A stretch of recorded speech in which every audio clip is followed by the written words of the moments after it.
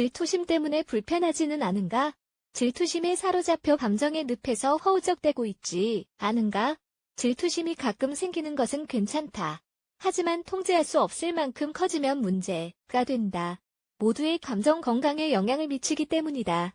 게다가 질투심은 무의식 중으로 드러나는 경우가 많기 때문에 질투심을 식별하는 방법을 알아두는 게 중요하다. 어떤 경우에 질투심이 더 커지는지, 어떻게 대처하는지 알아두면 질투라는 감정의 늪에 빠지는 일이 없을 것이다. 사랑하는 사람을 잃을까 하는 두려운 마음에서 질투를 하게 된다. 두려운 마음은 점점 더 커져 다른 문제를 야기시키는 원인이 되고 갈등이 된다. 그리고 질투심은 시간이 지날수록 더 악화되는 특징이 있다. 그래서 나중에는 서로 사랑하고 존중하며 함께 살지 못하게 되는 상황에 처할 수 있다. 그렇다면 질투하고 있다는 것을 어떻게 알 수 있을까?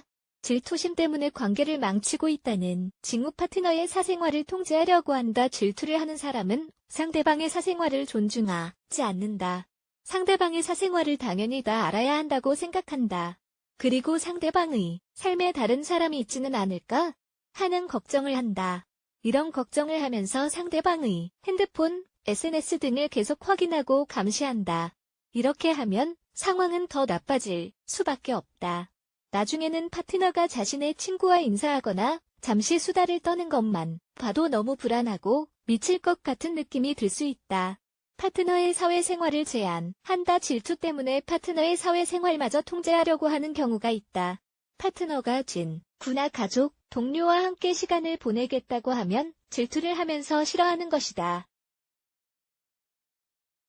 누구랑 얘기했어? 친구랑 무슨 얘기를 하길래 그렇게 재밌게 웃어? 어디가? 언제 올 거야? 같은 질문을 계속한다. 질투심에 사로잡혀 있는 사람들은 파트너가 친구를 만나는 것을 내켜하지 않는다. 심지어 친구와의 약속을 취소하고 같이 다른 것을 하자고 말할 때도 있을 것이다. 계속 전화한다. 모든 일을 궁금해하며 하루 종일 계속 전화를 하는 경우도 있다. 파트너가 무엇을 하는지 전부 알려고 하며 계속 전화를 하는 것이다. 그리고 질투심에 사로잡혀 있는 사람들은 파트너가 어디에 있는지 계속 확인하려고 할 것이다. 이렇게 되면 당사자는 스트레스를 받을 수밖에 없다. 파트너가 바람을 핀다고 의심한다. 통제할 수 없을 만큼 심하게 질투하게 될 때가 있다. 내 옆에 있지 않다는 이유만으로 상대방이 바람을 핀다고 상상하는 경우가 그 예이다. 질투심에 사로잡혀 상대방이 바람핀다고 의심하는 것이다. 두려움과 현실을 구분하지 못하는 것이다. 자신의 삶의 방식을 바꾼다. 파트너와 더 많은 시간을 보내면 파트너가 바람피지 않을 거라고 생각하는 사람들이 많다. 그러면서 파트너와 계속 함께 있으려고 자신의 삶의 방식마저 바꾸는 경우가 있다. 질투심에 사로잡혀 있는 사람들은 파트너의 시간을 통제하려고 한다.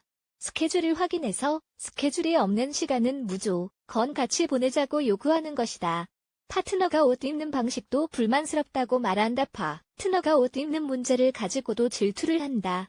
다른 사람을 만나러 외출하는데 옷을 단정하게 차려입고 나가는 것을 보면서 짜증을 내는 것이다. 데이트하러 가는 것도 닌데 머리를 왜 그렇게 신경 쓰냐? 친구 만나러 가는데 화장은 왜 하는 거야?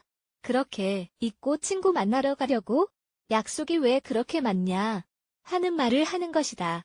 질투심을 사랑이라고 착각한다. 사랑이라고 착각하는 것이 질투심에 사로잡힌 사람들의 주요 특징인 듯하다. 사랑하기 때문이라고 말하며 자신의 행동을 정당화하려고 한다. 건강 간섭하고 통제하려고 하는 것이 사랑하기 때문이라고 말한다. 그런 식으로 계속 상대방을 조종하고 통제하려고 하는 것이다. 하지만 결코 그것은 사랑이 아니다. 서로 존중하며 상대방을 자유롭게 해줄 때 진정한 사랑이라고 할 수 있다. 질투심 때문에 허우적대고 있는지, 스스로 질투하고 있다는 것을 알고 있는지, 아니면 너를 통제할 수 없어 불안하다고 느끼는지 주의하도록 하자.